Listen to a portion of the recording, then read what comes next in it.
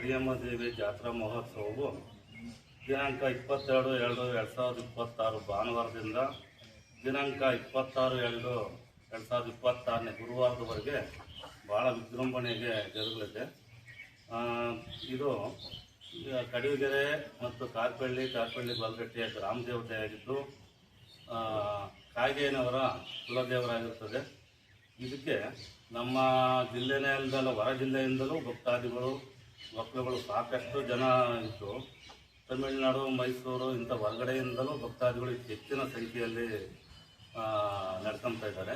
ಈ ಒಂದು ಜಾತ್ರೆಯಲ್ಲಿ 22ನೇ ತಾರೀಕು ಭಾನುವಾರದಿಂದ ಅಮ್ಮನವರಿಗೆ ಜಲ್ದಿ ಕಾರ್ಯಕ್ರಮ ಇರ್ತದೆ. ನಂತರ ಅವತ್ತು ಅನ್ನ ಸಂತರ್ಪಣೆ, ಪ್ರತಿದಿನ 3 ದಿನಗಳ ಕಾಲ ಅನ್ನ ಸಂತರ್ಪಣೆ ನಡೀತಿದೆ. ದಿನಾಂಕ 23/2/2026 ಸೋಮವಾರ ಬ್ರಹ್ಮರಥೋತ್ಸವ 1:45ರಿಂದ ರಥೋತ್ಸವ ಜರುಗಲಿದೆ. 1:15ರಿಂದ ಅವತ್ತು ಹವನ ಹೋಮ, ಗಣಪತಿ ಪೂಜೆ, ಸಕಲ ಪೂಜಾ ಕಾರ್ಯಕ್ರಮಗಳೊಂದಿಗೆ ರಥವನ್ನು ಎಳೆಯಲಾಗುತ್ತದೆ. ಅದೇ ದಿನ ಆರ್ಕೆಸ್ಟ್ರಾ ಕಾರ್ಯಕ್ರಮವೂ ಸಾಂಸ್ಕೃತಿಕ ಕಾರ್ಯಕ್ರಮದ ಅಂಗವಾಗಿ ಸಂಜೆ 7 ಗಂಟೆಗೆ ಆರ್ಕೆಸ್ಟ್ರಾ ಕಾರ್ಯಕ್ರಮ ಇದೆ.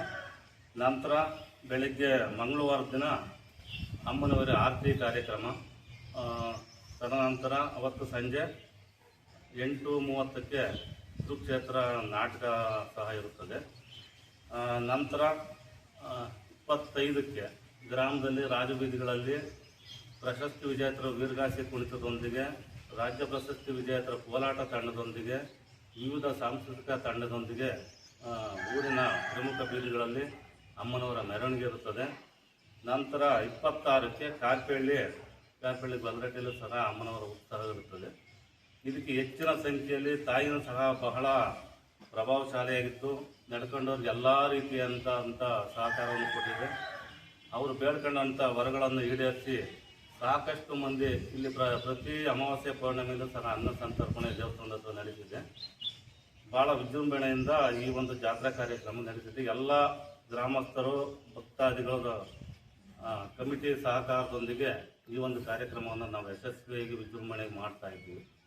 ಎಲ್ಲ ಭಕ್ತಾದಿಗಳು ಹೆಚ್ಚಿನ ಸಂಖ್ಯೆಯಲ್ಲಿ ಆಗಮಿಸಬೇಕು ಅಂತ ಕೇಳ್ಕೊಳ್ತಾ ಇದ್ದೀವಿ.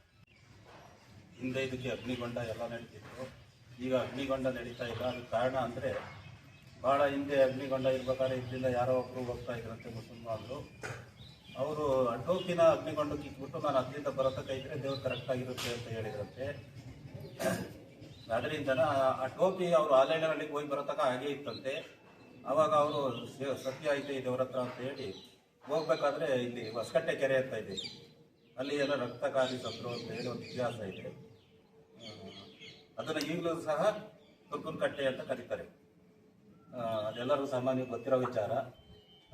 ಆ ಥರ ಇತಿಹಾಸ ಇದೆ ಅಮ್ಮನವ್ರಿಗೆ. ಈಗಂತೂ ಜನಸಂಖ್ಯೆ ಜಾಸ್ತಿ ಆಗಿದೆ. ಹೊರ ರಾಜ್ಯಗಳಿಂದ ತಮಿಳುನಾಡು, ಮೈಸೂರು, ಆಂಧ್ರ ಇಂಥ ಕಡೆಯಿಂದ ಎಲ್ಲ ಜನ ಹೆಚ್ಚಿಗೆ ಬರ್ತಾರೆ. ಪ್ರತಿ ಅಮಾವಾಸ್ಯೆ ಪೌರ್ಣಮಿನಲ್ಲಿ ಜನ ಜಾಸ್ತಿ ಇರುತ್ತೆ. ಅನ್ಸಂತರ್ಪಣೆ ಇರುತ್ತೆ. ಪ್ರತಿ ವರ್ಷ ಮಾಮೂಲಿ ಜಾತ್ರೆ ನಡ್ಕೊಂಡು ಹೋಗ್ತಾ ಇದೆ. ನಮ್ಮದು ಕರಿಯಮ್ಮ ಇದು ಮೂಲ ಸ್ಥಳ ಜಗಲಿಂಗಪ್ಪ ಅಣ್ಣನಾಗಿರ್ತಾನೆ. ಅಲ್ಲಿಂದ ಬಂದಿಲ್ಲಿ ನೆಲೆಗೊಂಡು ಸುಮಾರು 760ರಿಂದ 70 ವರ್ಷ ಇತಿಹಾಸ ಇದೆ.